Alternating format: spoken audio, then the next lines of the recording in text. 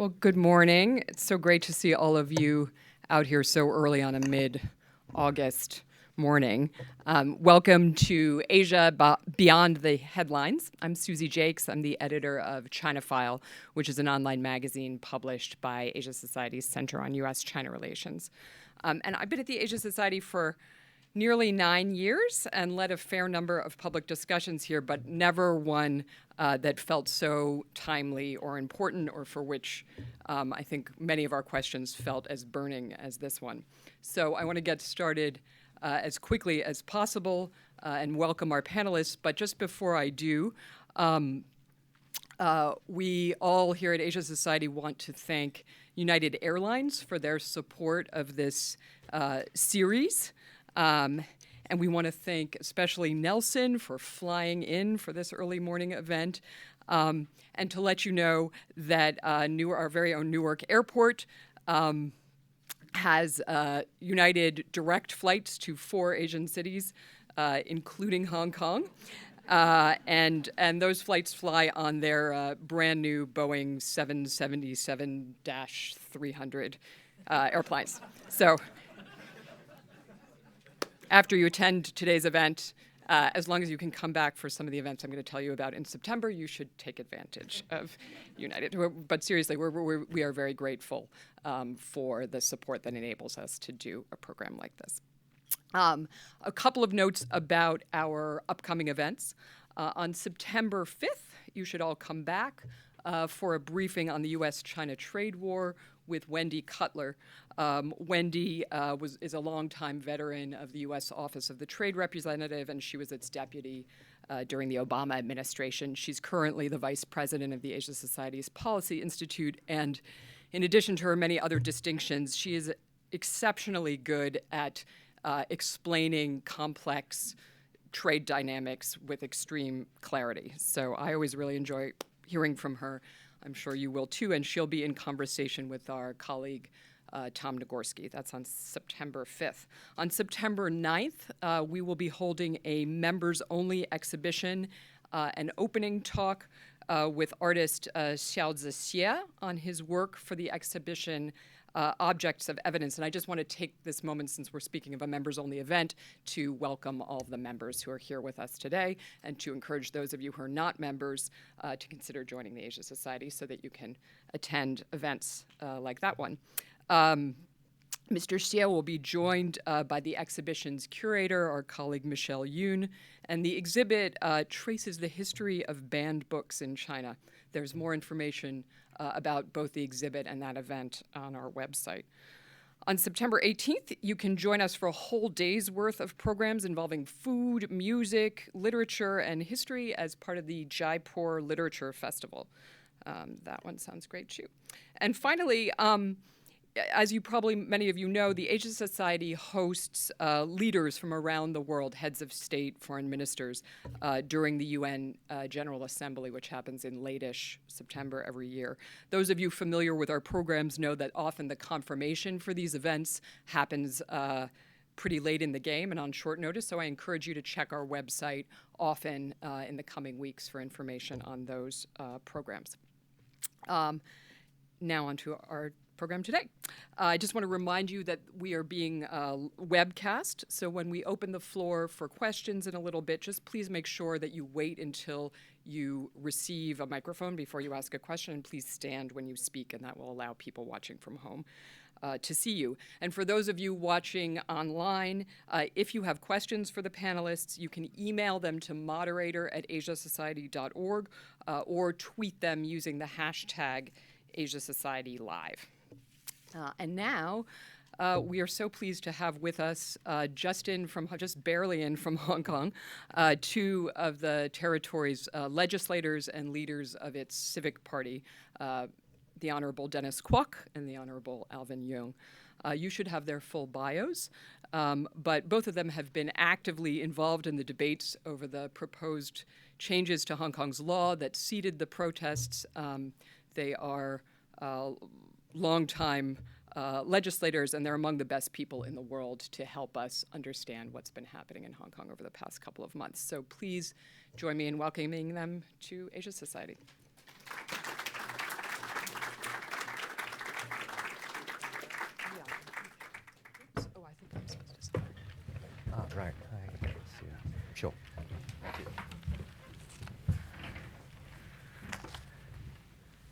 So at the beginning of May, and many of you may have been here for this, I moderated a panel right on this stage with the founding chairman of Hong Kong's Democratic Party, Martin Lee, the young activist and elected, then deposed legislator Nathan Law, and a longtime journalist and press freedom advocate, Ma Kin-ting. And the subject was Beijing's relationship with Hong Kong. And I introduced that panel by saying that Hong Kong then was embroiled in what seemed to be a sort of peak moment of fierce political contestation over proposed changes to its laws on the extradition of fugitives. That was before 1 million Hong Kong people took to the streets to protest those laws. That was before 2 million people took to the streets to protest that legislation, before the storming and defacing of Legco, where you both work, before the erection of Lenin walls by the protesters, which tie their movement to anti-communist demonstrations in Prague in 1980, before they gathered to sing songs from Les Miserables that linked them to the anti-monarchists of France in the 1830s, before the riot police and the tear gas, before the shutdown of the airport that almost kept you from coming here, before Beijing's liaison office in Hong Kong called the actions of the protesters atrocities and the activists no different to terrorists, and before the US president warned that PRC troops were massing at Hong Kong's border, or called the protest riots, or said he hoped the Hong Kong thing works out for everybody. So it feels like we're in just a completely different world from 3 months ago. And I wonder if I could start by asking each of you to give us your sense for what these 3 months have been like for you and what you think it's most important to pay attention to in trying to understand what's happening. Sure. Yeah, maybe we'll start with Alvin. Yep. So first of all, thank you. Thank you, Susie, and thank you all for coming over, and thank you, Asia Society, for hosting us. Well, the past few months had changed Hong Kong dramatically. As Susie, you mentioned, in the last occasion when Martin Lee and Nathan Law were here, it was a different Hong Kong. What happened over the past few months? Of course, to give you a brief background in case some of you are not entirely familiar with what's happening in Hong Kong, it's all about an extradition law. Simply speaking, we do not send suspects to China for trial, for obvious reasons. There's a lack of rule of law, there's no protection of human rights, and of course, there's no fair trial. So Hong Kong restricts sending any suspect to China for that reasons. And earlier this year, Carrie Lam wants to remove that restrictions, and we said it's wrong. Not only the Democrats say it's wrong, not only the legal professions say it's wrong, but also international community, including Chamber of Commerce from around the world, including the American Chamber of Commerce. Because it's simply not something that suits in with the one country, two systems spirit. And over the past few months, we had a lot of marches against this bill. And most significantly, that took place in early June.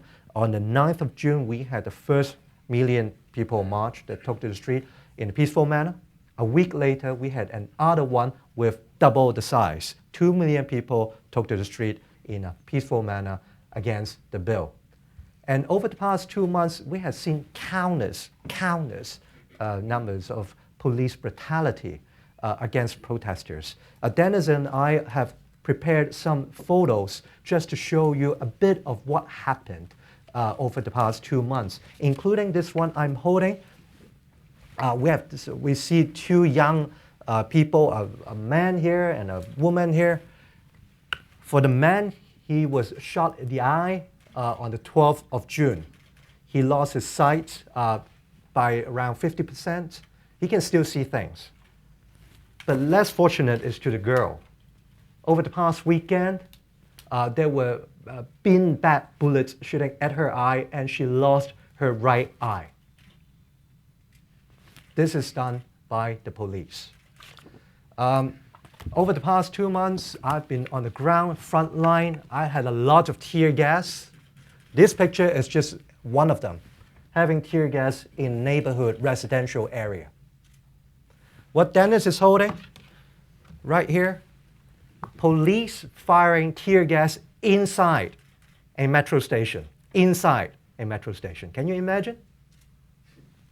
Now, apart from police brutality, what we want to bring to the attention of the international community is that triads were used. I would use the word used by the government in collusion with the police to beat using sticks and other weapons to attack ordinary Hong Kong citizens without selection, without discrimination.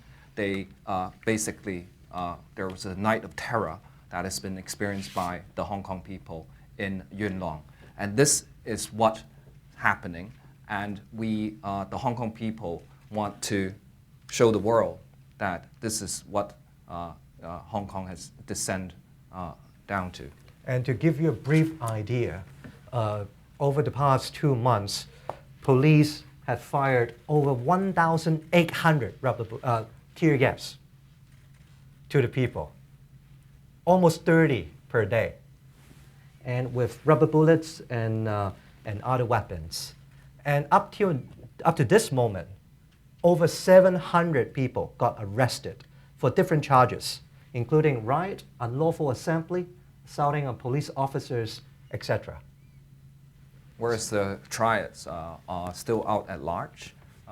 None of them has been arrested and charged with offense. So the legal profession and the Hong Kong people are very concerned about what we're starting to see: selective political prosecution against protesters, whereas the other people are getting away scot-free. Can you explain how you see the mechanisms that are allowing this to happen or that are actively encouraging it to happen? You mean the police brutality? The police brutality and the selective trials. I mean, how many police are there in Hong Kong? 30,000, right? yeah. And so there are 1 million people.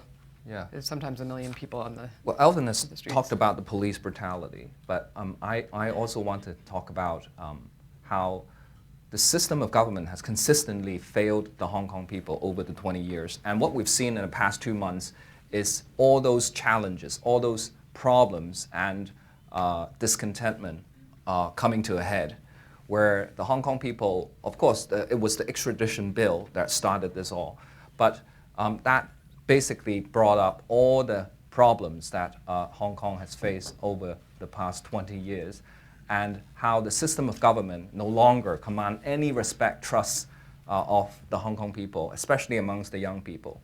And this it comes down to a single problem of a democratic deficit, that we do not have full democracy in Hong Kong as promised under the Basic Law. And people are sick and tired of one bad chief executive after another, and another. That I think the Hong Kong people feel, and rightly so, that we deserve a much better government, a much better political leadership, which we're not seeing.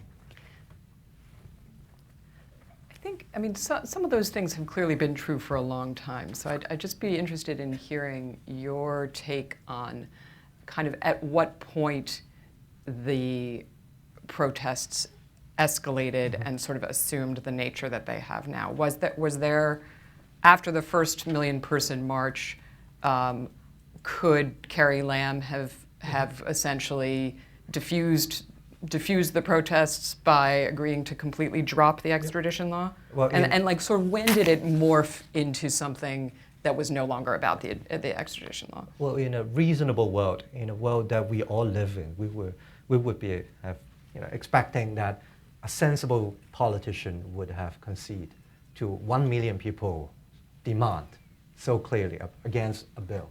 Mm-hmm. But on that very day, at around 10:30, the organizers called the end of the march. Everybody was going home.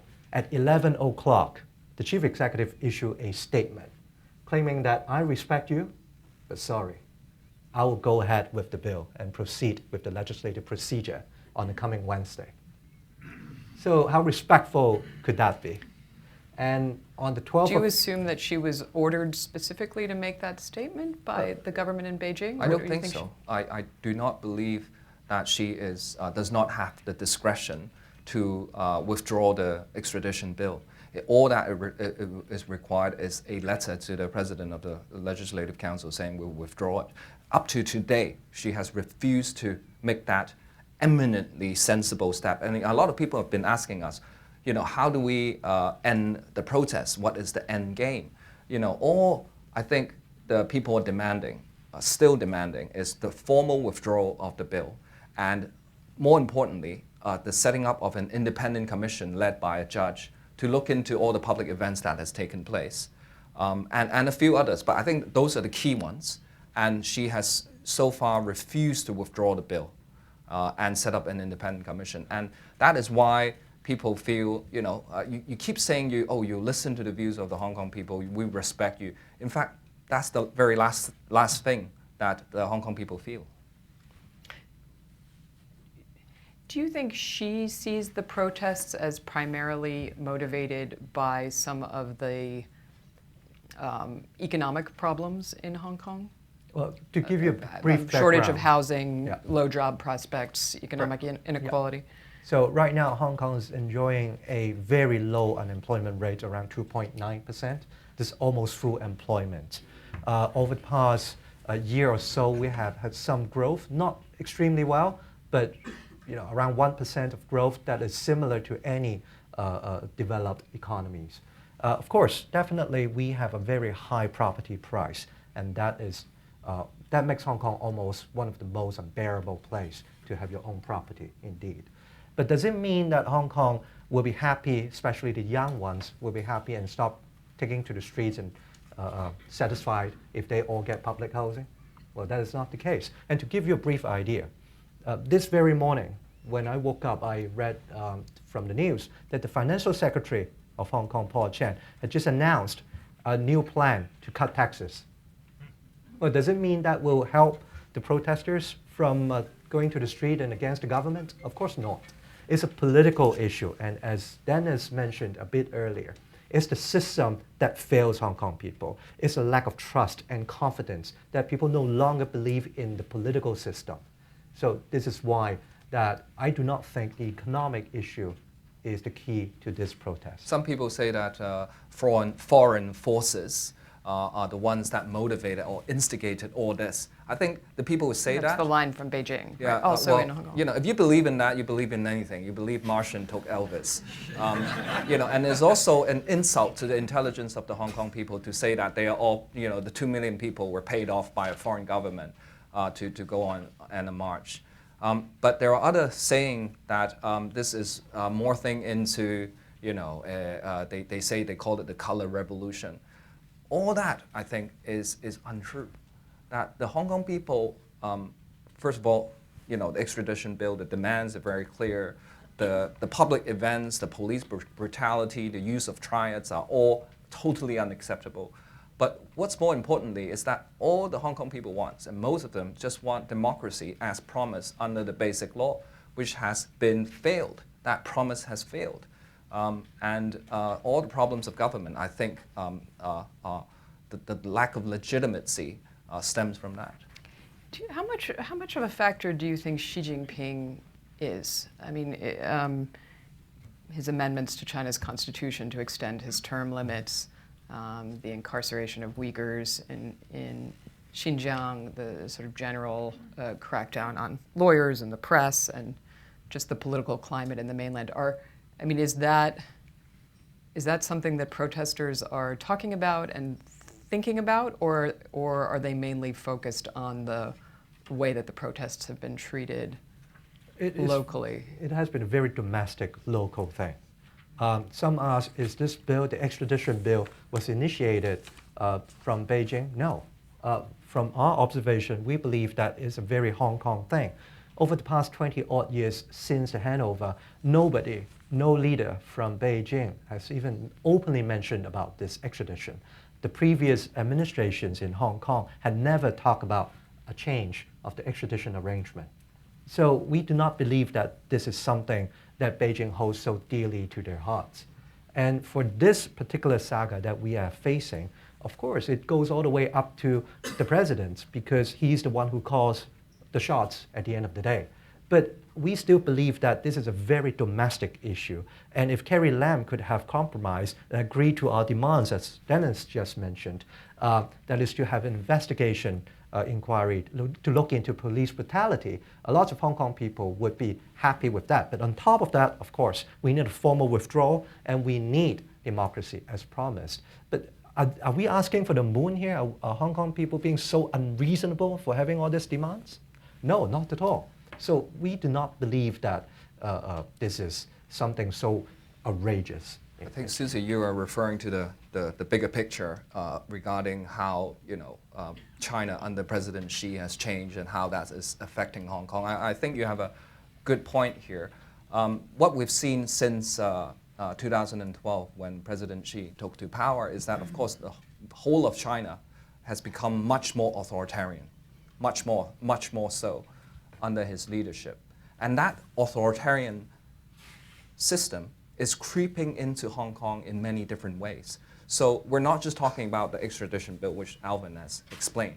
We're talking about, we've seen the abduction of booksellers, you've all read about it, we've seen the disqualification of elected lawmakers and candidates, the barring of political groups, the expulsion of foreign journalists, and all these are what I see, signs of an authoritarian system creeping into Hong Kong. And we're meant to have one country, two systems. But what you're seeing in Hong Kong is, I would say, a contest between an authoritarian state or an authoritarian system and the people who believe in liberal democratic values, who still believe in the rule of law, independence of judiciary, basic freedoms, human rights, and due process. And these two sets of values and systems are in a contest. And if you look at what's happening globally, I think Hong Kong is a good reflection of what we see globally, which is a contest between these two value systems, which I think Putin say that the liberal democratic values are now obsolete. Or there are those of us here who do not believe in that, who still believe that the liberal democratic values are far better and the only way to go. And I think the Hong Kong people want to retain those values and systems. Yeah.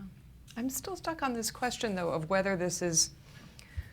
I mean, everything that you said has been true for a while, but there haven't been a million people out protesting every weekend. I mean, I was in Hong Kong for the demonstrations against the Article 23 legislation, which would have introduced an anti-sedition law in Hong Kong, and that happened. The government responded, and then it kind of went away. And we've at least a lot of us outside of Hong Kong, and even people like me who've lived there, sort of assumed that there was like a pretty high degree of political quiescence in Hong Kong, and that yes, people shared these values, but they were kind of practical, and they would get back to their business and their jobs. So I'm still curious about what you see as the sort of the key things that have changed, or is it that the protests just kind of at some point took on a life of their own? What caused this sort of dam to break?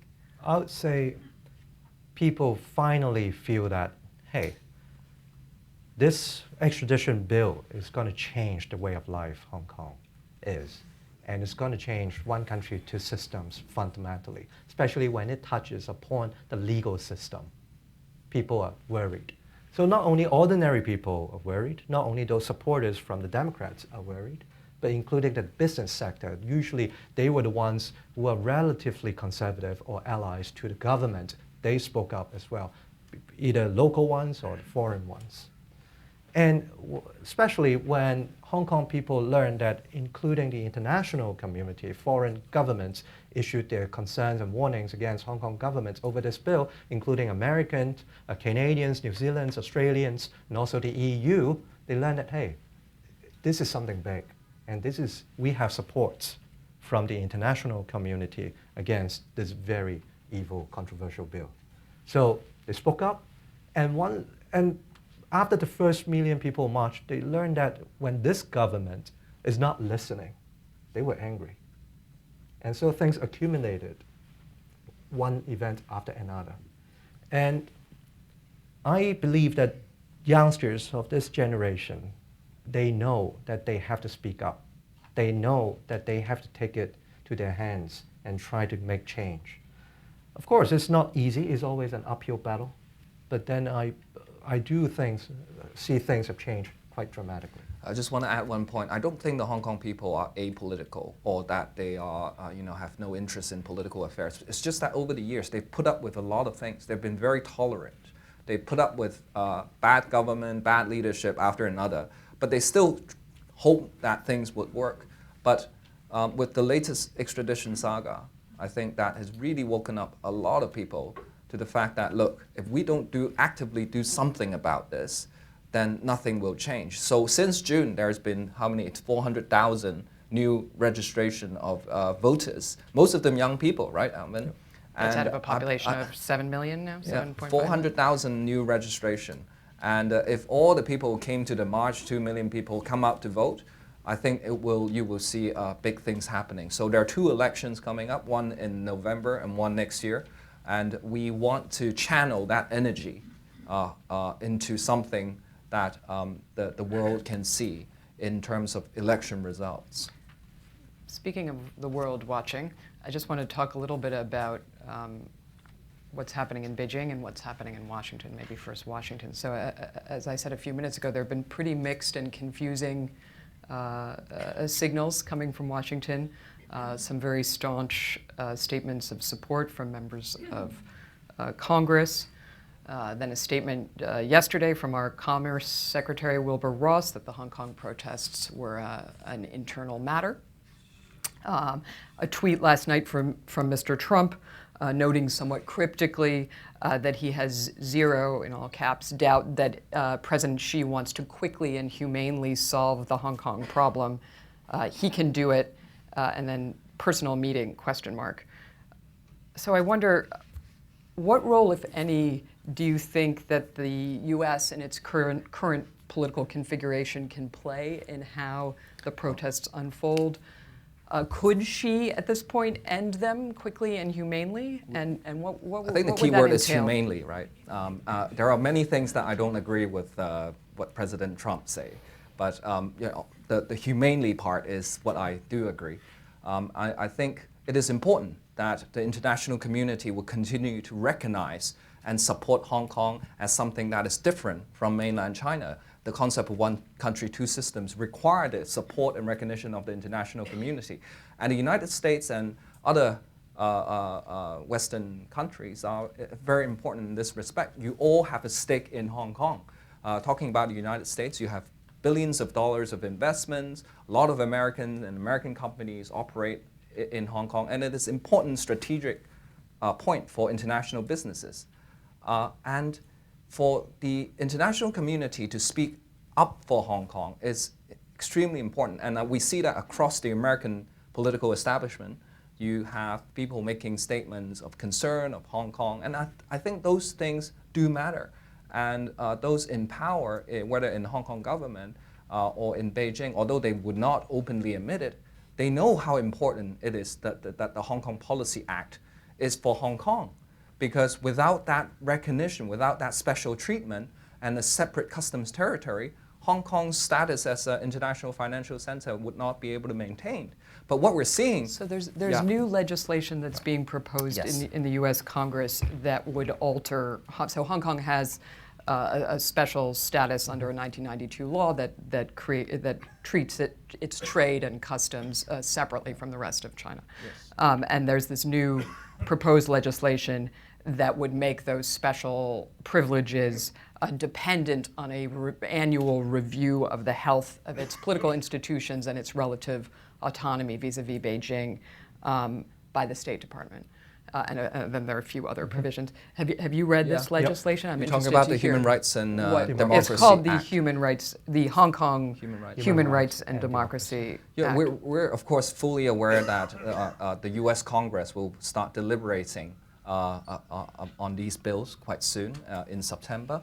And part of the purpose of this trip is we want to provide the political establishment here with the facts that are, what's happening on the ground in Hong Kong, so that they would have the proper, I hope, the proper factual foundation when it comes to the deliberation of these bills, which is entirely a matter for the US Congress. But we think that it's important that they know what's happening on the ground.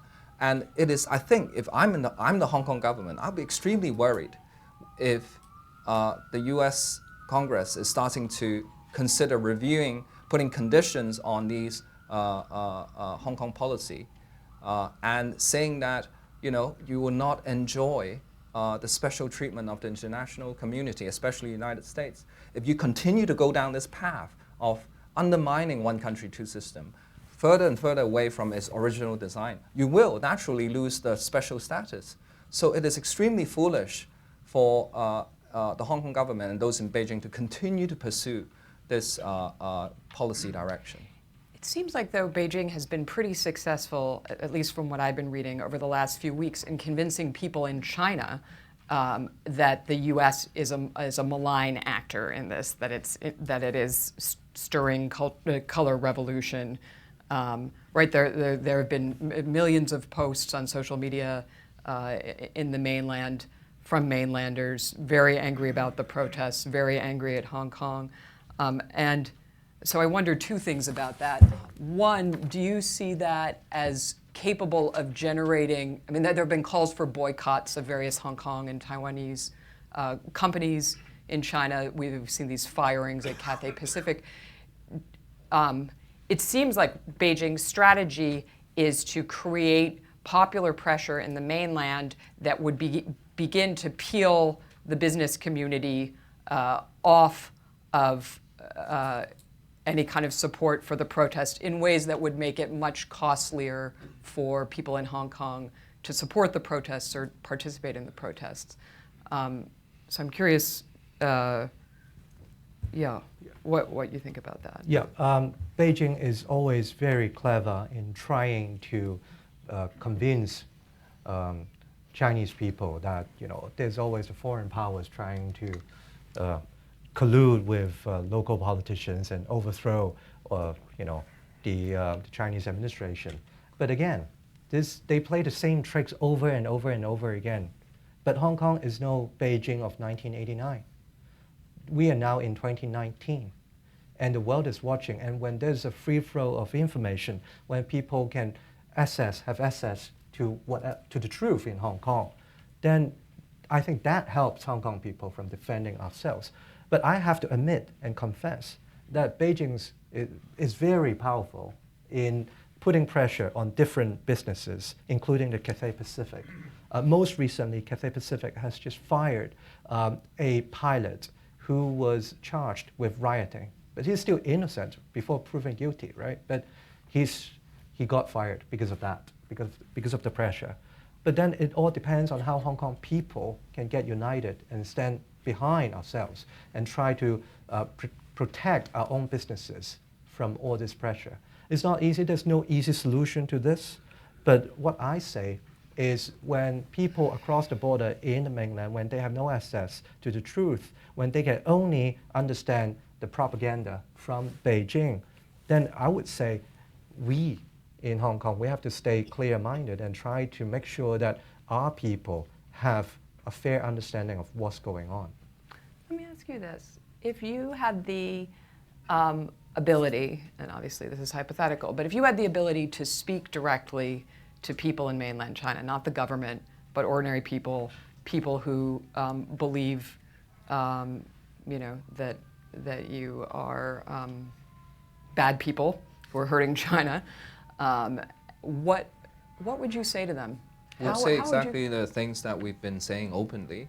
And we do come across mainland officials from our line of work and people from the mainland.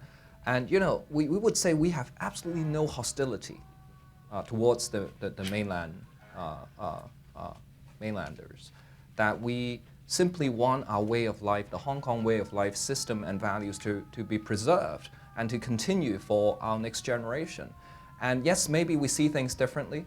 But one of the interesting things is that some of my friends are from the mainland, and they've been settled in Hong Kong for a number of years.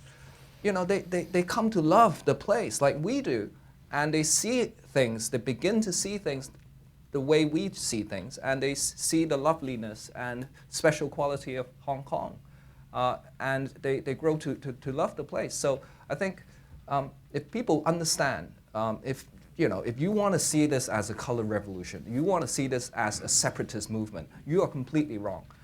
If anyone is from the Chinese embassy here, take this down. Okay, don't twist our words. We are for one country, two system. We want one country, two system to work. Okay, and do not put labels on it and make things even more complicated. And you should know that the international community all has a stake in Hong Kong, and their support for Hong Kong is very important. And if Hong Kong does well as an IFC, as a society, and that is ultimately good for China as well. That is what I would say to anyone who thinks that this is something that is hostile or even revolutionary. I don't think they're reading it correctly. Well, just at one point, Hong Kong people are not demanding something that we do not deserve. And if you read the Basic Law, if you read the Joint Declaration between Beijing and the UK signed in 1984, everything are there. You see, everything is just there, and we are simply demanding something as promised. So we are not asking for something beyond what we deserve. So yes, Dennis is right.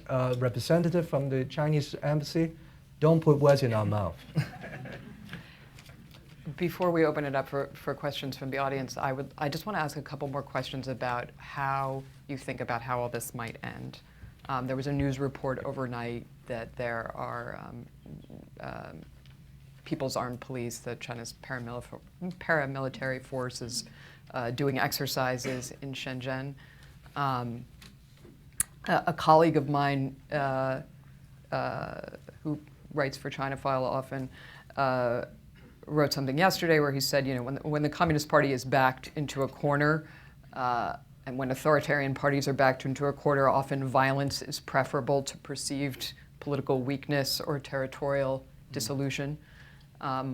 Other people think the costs to Beijing would be too high of trying to suppress the protests with violence. And currently it feels like Beijing is trying to wage this war of attrition and peel off small groups of protesters. But we are very concerned about this potential use of force by the PLA or the PAP. Over the past few weeks, we've seen mainland officials openly saying, look, we could use force in Hong Kong. It would be in accordance with the one country, two systems if troops are deployed. But I think the underlying message is, of course, that we won't use the troops, but we could if we want to. And that has caused a lot of concern and fear amongst the Hong Kong people. The last thing we want to see is PLA troops on the ground. That would completely destroy Hong Kong. It would be crazy to send troops to Hong Kong and make a second Tiananmen Square massacre. I think it would be completely wrong. And but they are sort of making all these soundings, which it's funny. You quoted someone saying that when China is backed into a corner, in fact the Hong Kong people are being backed into a corner, not Beijing. There are ways to govern Hong Kong much better. Rather than backing the Hong Kong people, the protesters, into a corner. I just wish to add that Hong Kong is the only genuine international financial center. And if you start losing confidence from the international investors and community, of course it will harm Hong Kong, it will harm Hong Kong people, and it will also harm Beijing's interest. So basically by sending troops, be it the army or the people's police, that will rock the boat. That will not only harm Hong Kong's people, but that will also fundamentally damage Beijing's interest. So is that what Beijing wants? That is my question. But we both said this morning when we were talking ahead of coming on stage that you see things as having come to an impasse, that things are deadlocked, and that it's very hard for either side to climb down.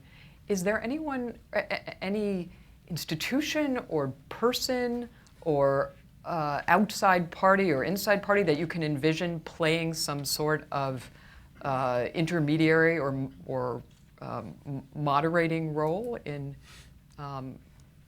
trying to come to some sort of agreement? You know, a lot of people in Hong Kong society that are not as political as we are, but are highly respected individuals, like the former Chief Justice, Andrew Lee, has openly called on the government to set up an independent commission of inquiry as a way out of, as for people to move on and to focus their energy on this independent commission so that people will have a platform to air their complaints, their concerns, and to deal with the abuses of the police power. And all those issues would be handled by this independent commission. Even the General Chamber of Commerce, which is usually very pro-establishment, pro-Beijing, they come out and say the independent commission is a very good idea. A lot of respectable people in Hong Kong who are not necessarily political has come out to support that. So, you know, if you want a way out, that is really, I think, the common denominator, largest common denominator around the Hong Kong people. The thing about the Independent Commission of Inquiry, why is it that people want that? It's because it is a symbol of what Hong Kong still believes in, which is due process and impartiality of justice. The commission will be chaired by a judge, a respectable judge, looking at all these issues. And this is what Hong Kongers believe in. But you know, the chief executive so far has refused to even consider. Has she actually definitively refused that? She openly refused that. But for your information, it's not something so new in Hong Kong. It's not totally unprecedented.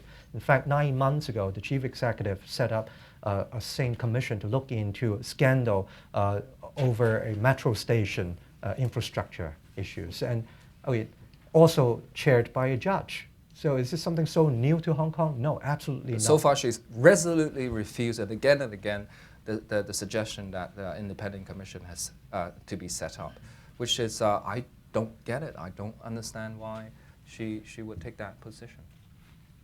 All right, I want to start giving all of you a chance to ask questions. So again, raise your hand. If I call on you, someone will bring you a microphone, and then please stand when you speak. Start right up here with Ian. Yeah, I have two questions, one specific and one general. The specific one is, you talked about the businessmen who support this movement. There are also very powerful tycoons with big business interests in China. Could you say something about how they are moving in the present circumstances? The second question is, you talk about liberal democracy, and we're all, of course, completely sympathetic, but can an authoritarian state really afford to have part of its country being a complete liberal democracy? Because as it is, most people in China already think the Hong Kong people are overprivileged, spoiled, and so on. And so if the Hong Kong people have full liberal democracy, most other Chinese are going to ask, well, why them and not us? Yeah. Maybe I'll deal with the first one. Sure. You know, the business community in Hong Kong, I have to say, has been quite disappointing over the years. You know, they have seen how one country, two system has been consistently undermined over the years, but they have stayed pretty much silent or sided with the pro-establishment side all these years, thinking that, so long as it doesn't touch my pocket, so long as it doesn't affect my business interests, I'm not going to care about how under one country, two system, or whether people should have democracy or human rights protected. But we've seen a slightly different thing happening over this extradition bill, is that a lot of chambers of commerce have spoken out. A lot of business people say, hey, this is really bad thing. I think it's a little too late. I would say that to the business community and the business leaders. It's far too late for you to then speak out now, because you have stayed silent over the years when one country, two system has been undermined. And the reason why the government thinks that it could do this extradition bill is because in Chinese, they think they have enough votes, that they could just ram this thing through, No one would be able to stop us because we have the votes. Because the system is rigged, we have the votes in LegCo, we could do this thing.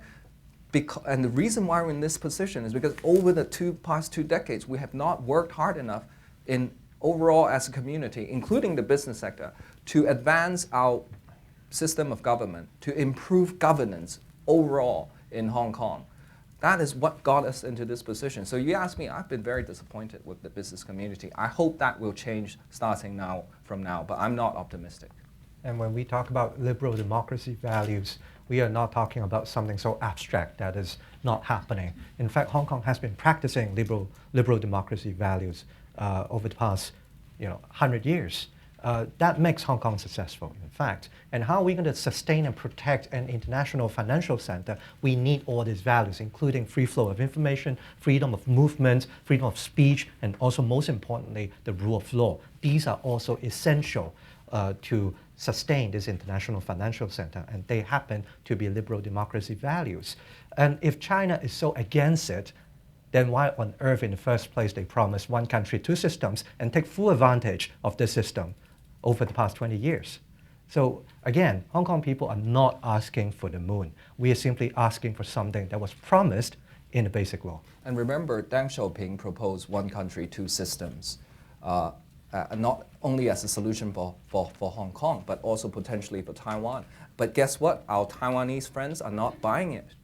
They look at Hong Kong and say, we ain't buying one country, 2 system because we don't want tear gas or expired tear gas, and rubber bullets to be shot at our younger generation. So, if someone is thinking about this strategically, it will be in the interest of China as a whole if one country, 2 system, as originally designed, is to work in that way.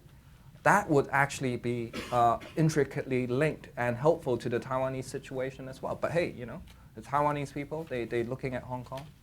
I have every sympathy for their views. Let's take a few more. Yes, here on the aisle. So first of all, thank you for coming. You've been talking about one country, 2 systems, but one country, 2 systems has an expiration date in 2047. So how do you see this playing out in the long term? Okay, but we do not have an expiry date stated so clearly in the Basic Law that the Basic Law, our mini constitution, will become useless by, say, the 30th of July 2047. No, it's not that. It's a promise made by Deng Xiaoping in the first place. He said that this system could run for 50 years, and if 50 years is not enough, we can give Hong Kong another 50 years, and hoping that by the time of the end of the 50 year, China could catch up to Hong Kong's standard. That was the original design and intention. Of course, everybody talks about 2047, but when I speak to youngsters, I tell them, yes, it's worrying because by the time of 2047, you'll be in your mid-40s. I understand that you are frustrated. But before we talk about 2047, we talk about 2037. We have 2027. We have time to lay foundation leading up to 2047. And by what I mean laying foundation, we have to do everything we can to earn our bargaining chips. Because by the time when Beijing, in the future Beijing government, when they wish to either extend or whether to preserve what's going on, they will have to talk to Hong Kong people. And what do we have to negotiate with Beijing? It has to be something that we have to start laying foundations. Which is the democratic foundation we're talking about, democracy, universal suffrage.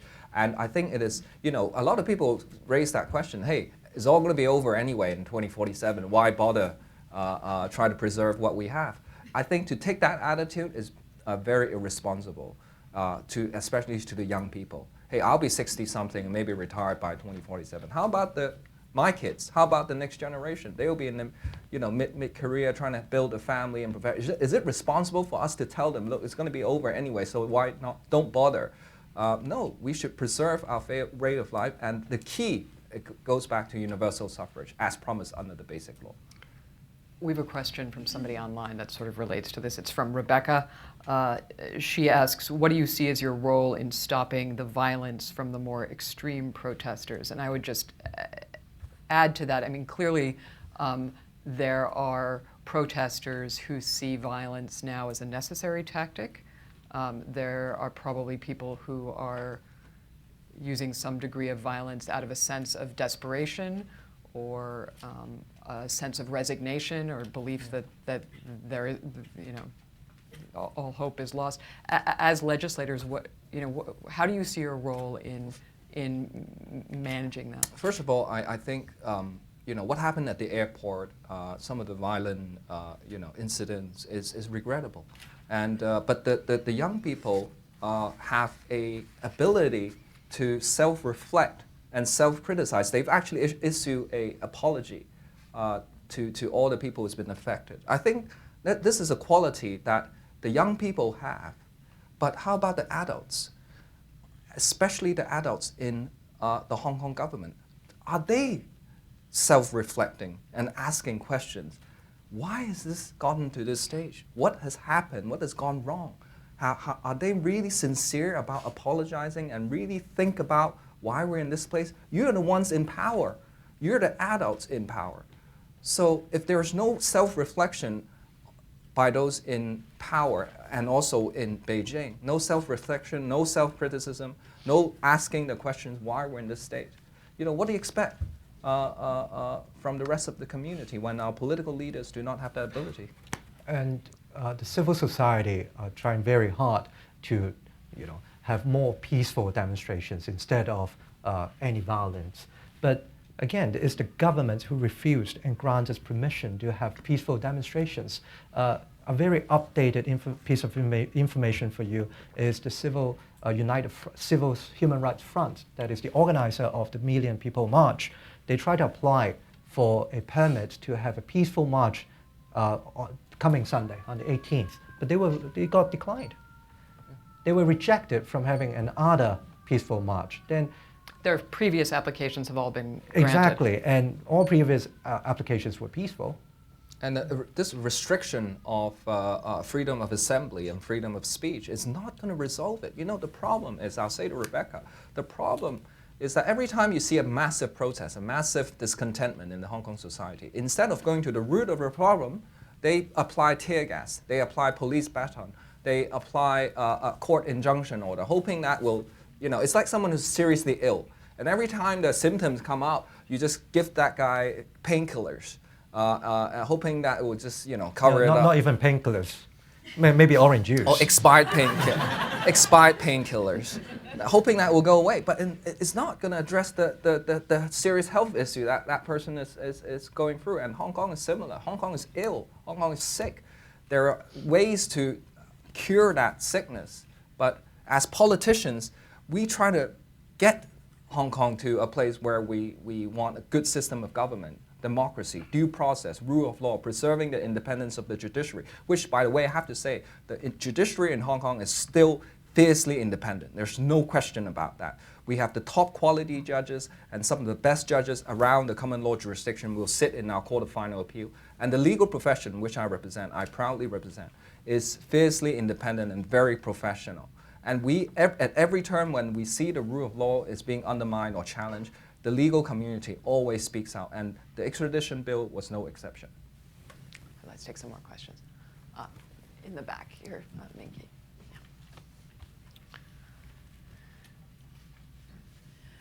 Thank you for coming from Hong Kong to explain Hong Kong people's very modest aspirations.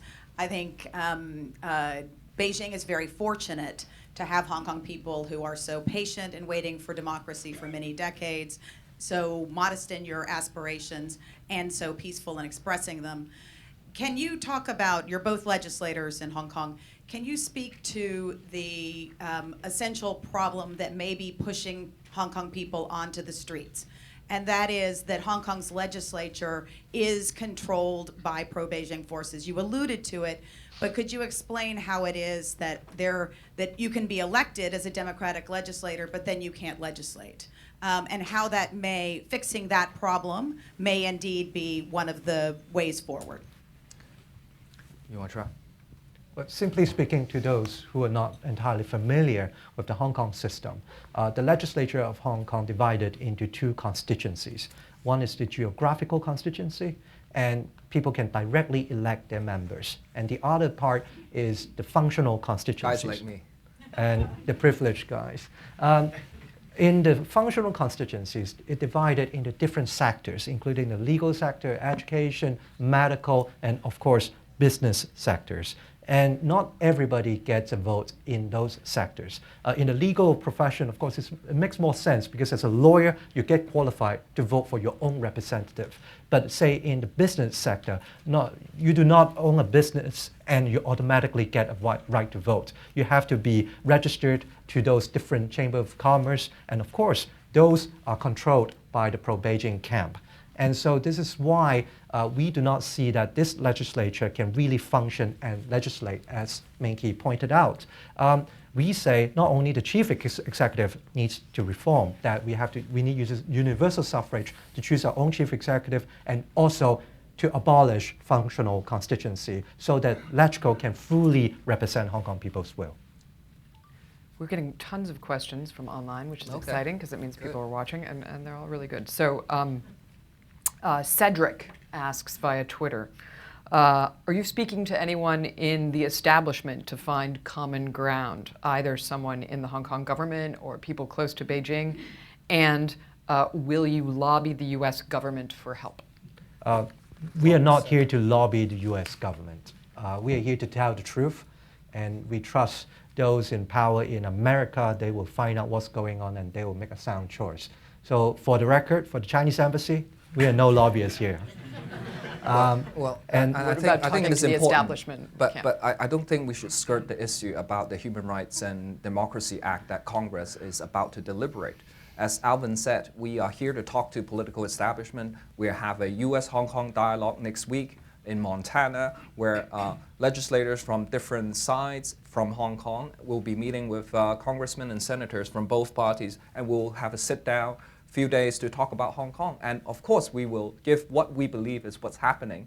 And for these congressmen and senators to take them back to Washington, D.C. and decide for themselves what they're going to do with it. But I think I want to say to Cedric that the international community is important for Hong Kong for the reasons that we've mentioned. And the Hong Kong people understand that in order to work, for Hong Kong to work, of course, people need to have good, rational discussion. And we do, of course, talk to officials from time to time and from ministers. In our line of work as legislator, it's almost impossible to not talk to people in the government, of course. And I would say, hand on heart, that we have been trying very hard to make it work despite all the challenges and difficulties, making it work by supporting government policies where it is genuinely good for Hong Kong, and disagreeing with them when we think it's bad.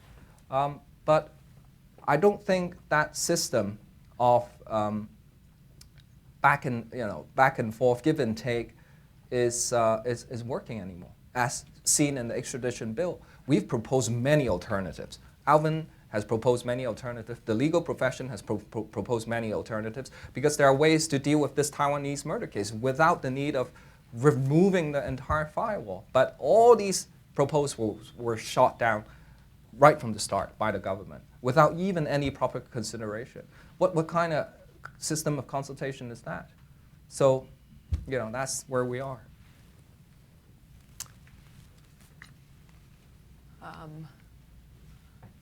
Sorry, I'm just trying to see way in the back. Yes, way in the back. A gentleman sitting gentleman with the laptop. Hi, good morning. I'm a Hong Kong law graduate here working in New York. And my question concerns what the international community can do in terms of approach, not just the US, but the international community of which the US is part. And the background of this question is that, as you know, and as has been discussed, China is playing the old tactic of dividing us and other nationalist education, what the US did in Syria, for example.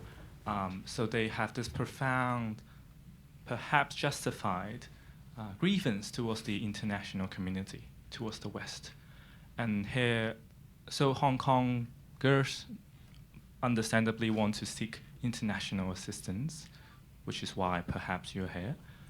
Would that not play into the hand of the Chinese government, give them ammunition to further politicize this government? My classmates from the mainland, for example, who genuinely feel that we are the bad guys here, wouldn't it further exacerbate the polarization between the two sides? Yeah. Thank Well, you. it's always good to have a Hong Konger. Welcome. They're of course calling us names already, and saying that we're colluding with foreign forces. But if you're watching this program, this is what we do here. And also I've been to Germany, I've been to the EU, to the UK, speaking to our friends and partners there who care about Hong Kong. This is the sort of discussion we have. And if you call this, this is collusion, then this is unacceptable. You're playing in the hands of foreign forces. I refuse to believe that, because part of being in the civilized world is that we have discussion, face-to-face discussion like this kind. So we talk about problems. And I don't think we overstepping any lines here. And the Chinese press or the left, hard left press will continue to call us name. Well, they can stick around in their little world, but we refuse to accept the notion that we have to be in Hong Kong only, and only talking to Hong Kong people about our problems without connecting with the friends in the international community. May I just add, you can't have two bites of the cherry. You see, Hong Kong is an international financial center. You need recognition from the international community. But when the international community sees something and try to speak up, you tell them to shut up. I mean, it doesn't make sense. You want their investments without their comments. You want their money without them contributing to the success of Hong Kong. It doesn't make sense. And one thing, we've got so used to being labeled as the bad guys, so it doesn't matter that they continue to label us as such. And there's a Chinese saying that you shut the door and start beating up your own sons. And Hong Kong is not an island. Thank God that there's international attention to what's happening in Hong Kong. Otherwise, we would be the sons being beaten up by the parents. So this is why we are here, and this is why we expect that Hong Kong, as an international financial center, will continue to enjoy international attention. Yes.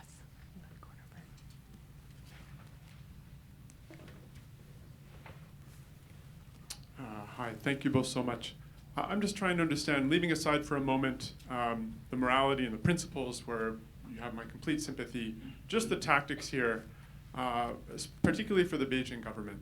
Who has any actual influence on Beijing? I mean, I see one point of view where you say, if I'm the Beijing government, if 1 million people go out in the streets and the international community makes a lot of noise, and even members of the local business community get upset, who cares? We're just going to do what we want. So my question is, who has actual clout with the Beijing government, where Beijing might actually say, ooh, wait, actually that's an outcome we're really worried about. We might actually have to make some changes here. Well, this role is supposed to be played by our political leaders in government. They go to see, it is Carrie Lam who goes to see President Xi Jinping, not us. But when she goes to see President Xi, is she standing up for Hong Kong people? Is she arguing Hong Kong people's case? Why does she tell the Central People's Government that this extradition bill is a good thing in the first place? Why doesn't she see things from the Hong Kong people's point of view and see and understand their worries and fears about the Chinese legal system? So to answer your question, they are supposed to do that. They are supposed to go and argue our case the same way that some people who have access to the political leadership I know do that. But the Hong Kong government is supposed to take up that role, and they're not doing a good job. And we expect that the senior Chinese leadership, they would have information to everything, including those from the pro-Beijing camp and including those from the opposition. So we expect that this is live stream, and we are probably speaking to somebody who's watching us in Beijing right now. So you can take notes properly and send it over to President Xi for his information. We have another question from the audience that somewhat relates to this, which is that and we were talking about this earlier, that the fact that the movement is largely leaderless now, and that it's adhering to this Bruce Lee-inspired principle of be water, has had some real advantages in terms of people's ability to get out onto the streets and then get away from the police. Does it create disadvantages to sort of discussions of how the protests might end, to not have leaders? Or how do you see the sort of the pros and cons of the fact that this is a leaderless movement? To those who are not entirely familiar of what Susie just talked about, this movement has a very interesting characteristic. That is, we do not have a symbol of from the protesters. We do not have a leader. It's a decentralized movement, and so it enables everybody to contribute and participate in his or her own way and be creative and contribute in different ways, including those who were in New York. Those Hong Kong people in New York also helping a lot to make this visible in the international community. But of course, we have to accept that the advantage of this movement is also a disadvantage to a certain extent. That is, we do not have a leader. And so, since we do not have somebody who can really represent the protests, there's no way we could negotiate directly to somebody. But again, when we're asking how we could end this, we go back to the demands of the people. And we think about, are those demands so outrageous and unreasonable by formally withdrawing the bill? Do we have to negotiate terms on this? Another No. question from somebody online was that, that Carrie Lam has said the bill is dead. So why is formal withdrawal so important? Because formally it is still on the table of the Legislative Council, and to withdraw it requires a piece of paper from the government to our president of LegCo saying we're going to withdraw it. Why can't you do it? You want a good end to this for Hong Kong? You don't want to push Hong Kong people down into the abyss, to quote Carrie Lam? Well, then withdraw the bill. Why should people trust your words given what's happened? If you think it's really dead, then withdraw it from the table of the Legislative Council. It's pure and simple as that. And we do not need to negotiate on an independent commission of inquiry to look into what had happened, right? This is something so reasonable and something so simple that any sensible government would have done. I think we have time for 2 or 3 more. Yes, all the way in the very back.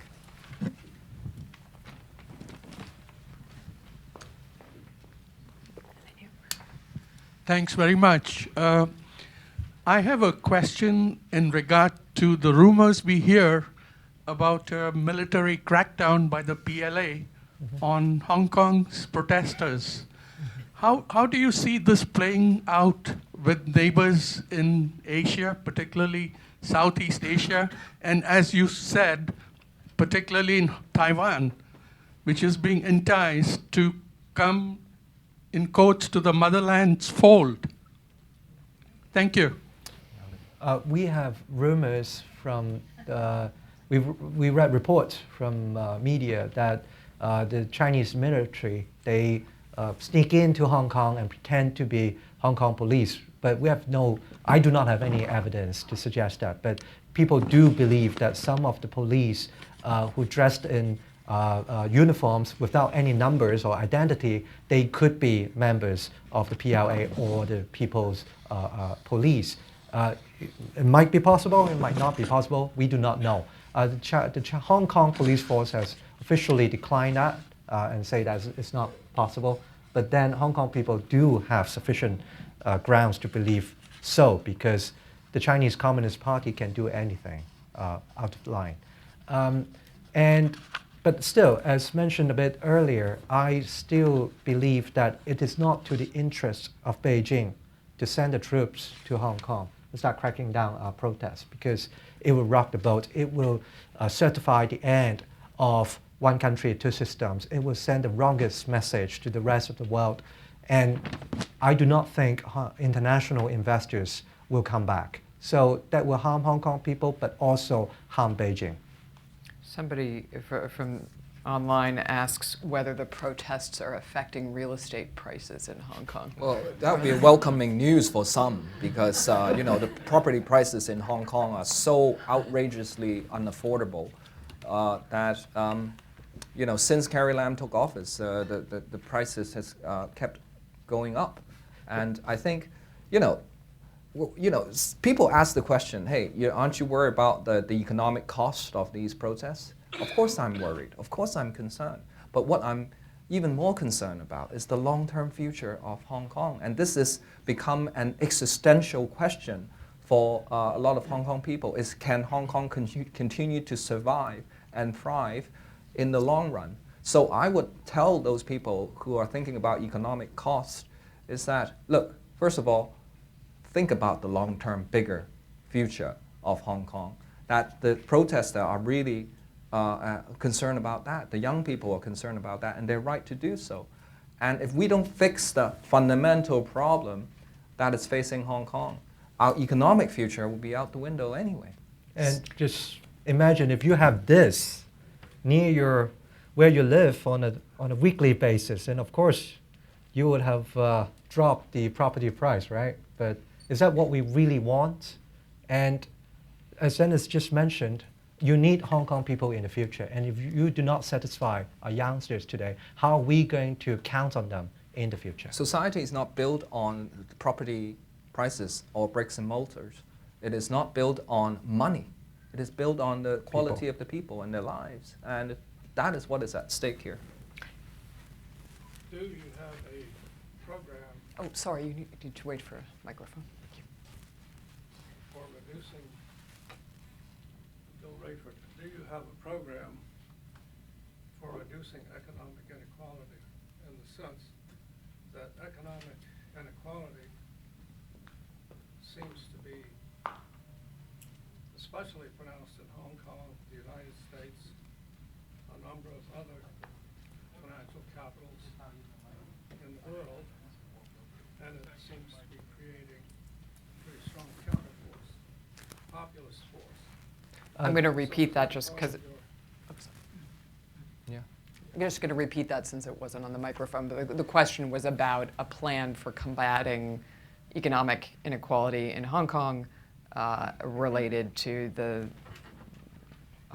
dramatic economic inequality in many major cities around the world and the populist backlash to that inequality. Apart from issues like democracy and the rule of law that we always talk about, in the legislature, in our line of work, we also talk about and actively work for a more equal and fair society, especially the Democrats. We've been arguing for a universal pension plan for Hong Kong. We've been arguing for tougher legislation to have better environment, better laws to control air pollution and climate change. The Democrats have been doing that, not the pro-establishment.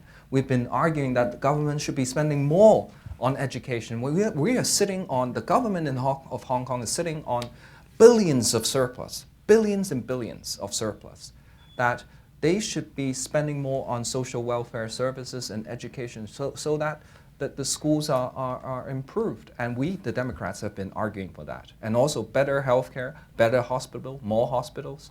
But the government is sitting on this massive wealth, and they worry about spending more.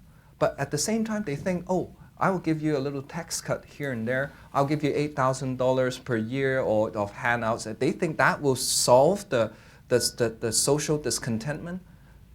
Dream on, It's not going to resolve it. I think there was a question here. Do you still have it? Yeah. Hi, thank you for coming. So I was also born in Hong Kong but raised in New York. But my question to you, I guess, for two questions. First off is why do you believe that things are going so fast in such a pace that just a couple months ago, when the movement wasn't so large, police wasn't using these tear gas tactics to get protesters out the way? And the second question is, how important is it for those arrested to be let out either on bail or released completely to the whole entire protest? Okay. So what contribute to the escalation or the progress of this movement? Well, blame the police.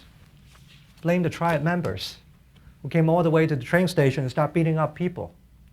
I mean, all these incidents triggered people and contribute to the angers of the general public. I mean, this is most unacceptable. By colluding with mobs and sending them to train stations in a residential area and beating up people, this is unacceptable. And this is the foundation why people are not happy and cannot trust this government and the police force anymore. So if this government is wondering why the movement is progressing so dramatically, they have themselves to blame.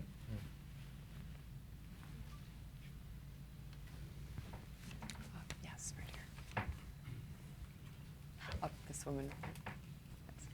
Hello, good morning. I'm also from Hong Kong. I'm very happy to see you here. Thanks for coming all the way. So the escalation, from my point of view, really did start on June 12th, when the police first started using extreme measures against the protesters. Do you think it's a miscalculation on the government's part, or is there a long-term agenda? Well, if there is a long-term agenda, I would wonder, what is the long-term agenda? By creating all this chaos, I believe it's a miscalculation. I believe it is serious misjudgment on especially the part of the chief executive, Carrie Lam, in thinking that the Hong Kong people will somehow swallow this extradition thing, that the Hong Kong people will stay home and just accept this as a fact of life. That is where she got it totally wrong.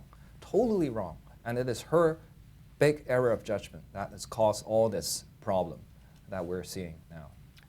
Do you think the protests can end with Carrie Lam still in her current position? I think the credibility of the government, the acceptability of the Hong Kong government in the eyes of most Hong Kong people is completely gone.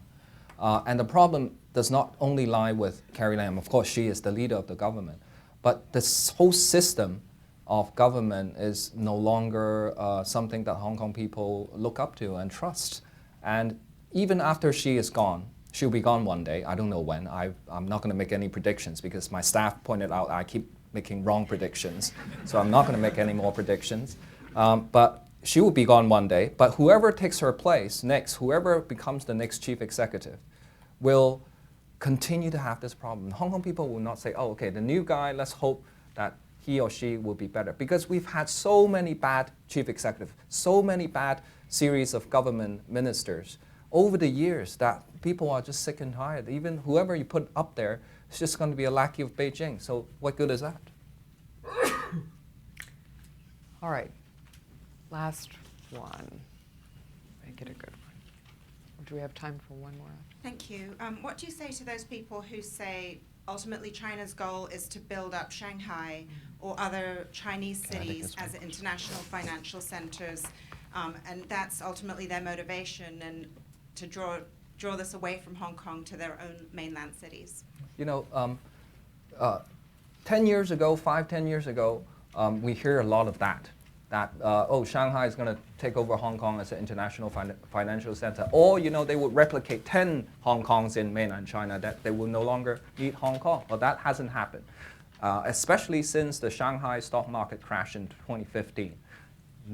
People understand and realize that you cannot have an international financial center without four things: the free flow of information, free flow of capital, the free flow of people, and the rule of law. All four things are intact in Hong Kong, whereas you can't find those four things in any mainland city.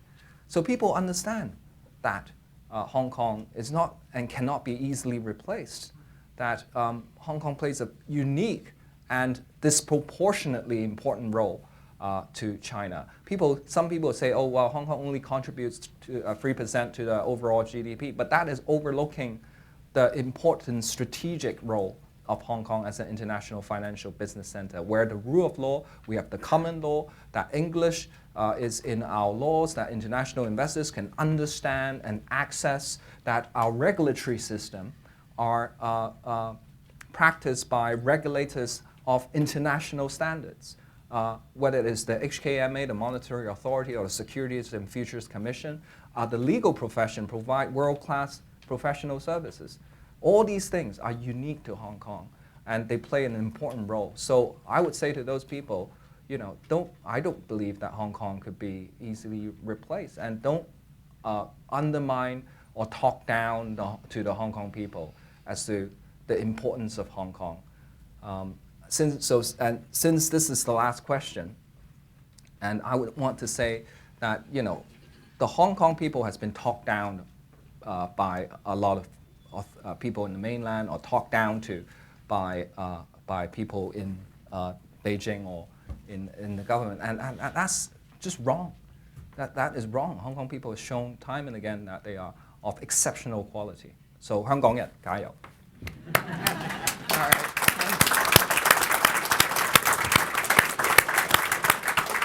Well, I speak on behalf of Asia Society, and I think on behalf of everybody here, in saying we will all be watching the news from Hong Kong very, very closely, and we are very grateful that you've illuminated it as well as you have for us. It's our pleasure. Thank Thank you. you. Thank you so much.